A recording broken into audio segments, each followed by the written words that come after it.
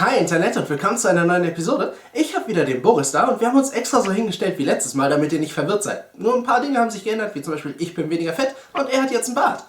Netter Bart. Finde ich auch. Heute allerdings ohne Schuhe oder Schlangen, sondern wir wollen euch viele verschiedene Möglichkeiten zeigen, wie ihr eure Cosplay-Sachen oder Bastelsachen allgemein finishen könnt.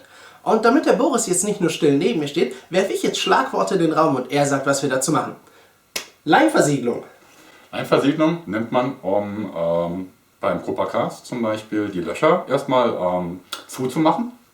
Und das ist wie so ein Füllmaterial. Ein sehr günstiges Füllmaterial und dann am Schluss gibt es nochmal so eine Schicht dick drüber, die man schön schleifen kann und ähnliches, um eben glatte Oberflächen beim Copacast sehr billig und günstig herstellen zu können.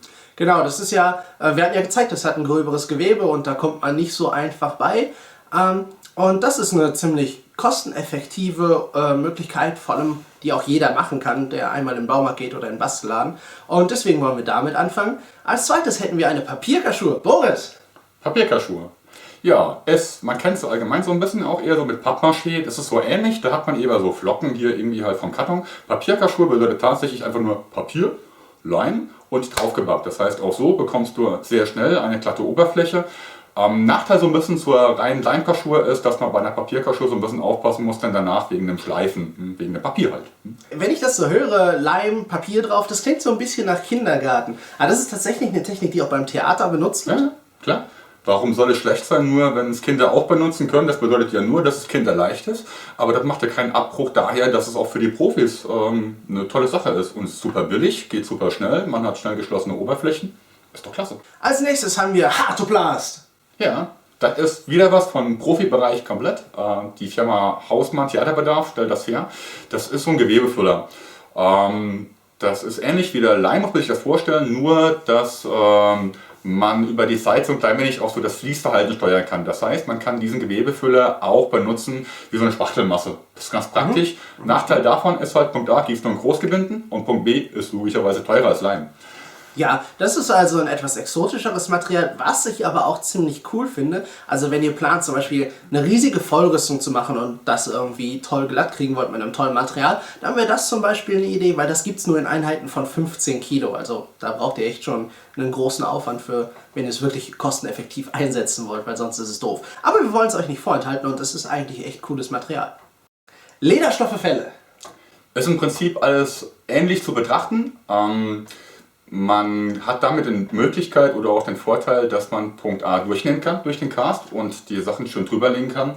Man kann auch mit einem Stoffkleber zum Beispiel damit arbeiten und man hat dadurch eben so ein bisschen Atmungsaktivität. Also wenn man irgendwie eine Stoffrüstung hat oder halt irgendwas, was man unten drin hat, ist natürlich schön, wenn so die Luft so ein bisschen abziehen kann, die man drin hat. Das geht natürlich, wenn man das alles dicht gemacht hat, nicht. Ist ein Vorteil. Also auch so Kunstleder ist das durchaus so, wenn das irgendwie so ein bisschen gezogen wird und auch Fell, dass es noch so ein bisschen die Luft durchgeht. Das ist jetzt halt irgendwie nicht komplett zu. Wie logischerweise eine Leimkaschur. Ne?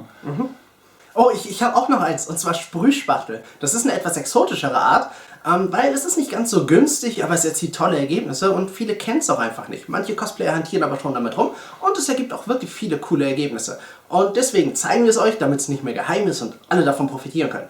Und ja, ihr habt jetzt aber sicherlich gemerkt, wir haben ganz schön viel aufgezählt und das ist ein bisschen zu viel für ein Tutorial. Deswegen kündige ich jetzt schon mal lieber an, es gibt mehrere Parts und wir sehen uns dann öfters, weil, naja, ich bin eh immer hier. Aber damit wir nicht noch länger albern vor der Kamera rumhängen, fangen wir jetzt einfach an.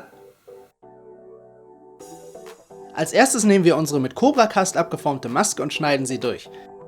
Dadurch können wir euch mehrere Verfahren an einem fertigen Stück zeigen. Wenn ihr sehen wollt, wie wir die hergestellt haben, klickt hier. Danach kommt noch eine Schicht Cobra-Cast auf die Rückseite, damit der Leim nicht durch das Gewebe durchfließt. Und nun kommt ganz normaler Holzleim in dünnen Schichten auf die Maske. Selbiger wird mit dem Pinsel verteilt. Der Grund, warum man Holzleim normaler Spachtelmasse vorzieht, ist, dass er nach dem Trocknen noch leicht flexibel bleibt und Cobra-Cast ja auch flexibel ist. Spachtelmasse kann bei so etwas schnell Risse bekommen. Ihr benötigt zwischen 5 und 10 Schichten, je nachdem wie dünn ihr sie auftragt. Und hier gilt, je dünner die Schicht, desto sauberer wird das Ergebnis. Aber desto länger braucht es natürlich. Jede Schicht solltet ihr für mindestens 3 Stunden trocknen lassen.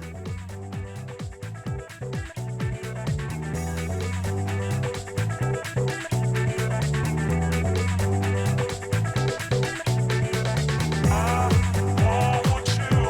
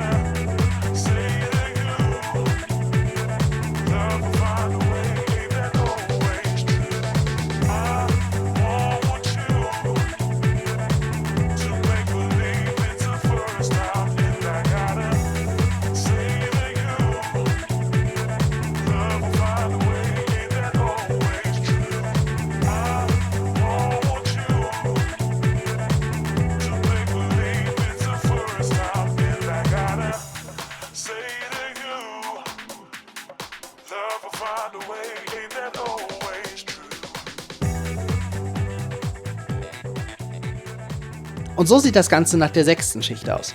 Noch eine weitere sollte reichen.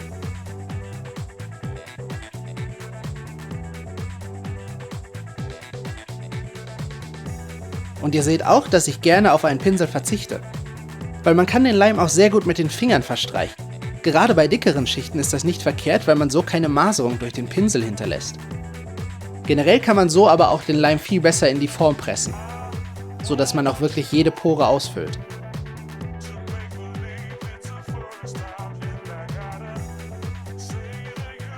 Wenn das Ganze wieder getrocknet ist, kommt noch ein Trick.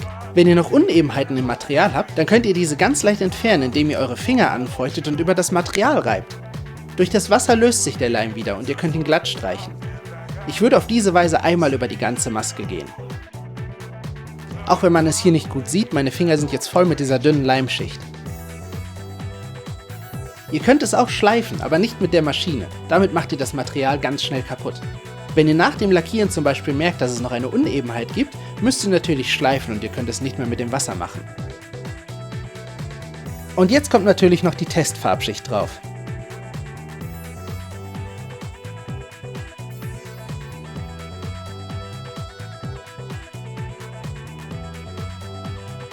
Und wie ihr seht, ist das Ergebnis echt super sauber geworden.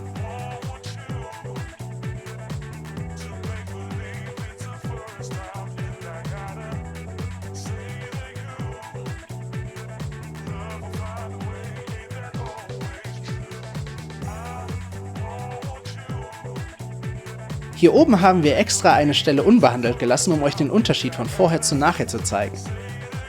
Und das alles nur mit ein paar Schichten Holzleim, der nicht mal 5 € gekostet hat. Natürlich könnt ihr auch ein mattes Finish wählen, damit es nicht so glänzt.